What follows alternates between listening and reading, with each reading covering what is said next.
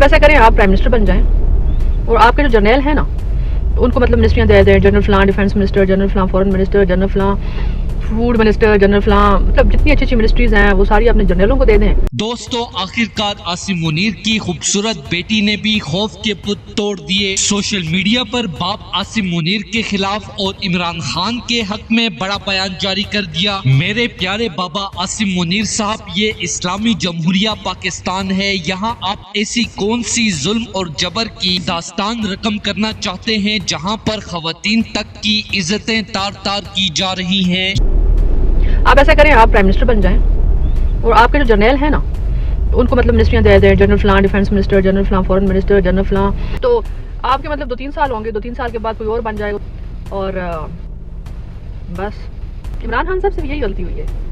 उनको भी बजाय इसमें पॉलिटिकल पार्टी बनाने के बजाय फौज में जाना चाहिए था। और पता नहीं वो कब के जनरल बन चुके होते, बल्कि फौज में जाके ही क्रिकेट खेलना चाहिए था, क्योंकि उन्होंने वर्ल्ड कप भी तो पाकिस्तान को दिया है ना, वो भी बहुत ज़रूरी था।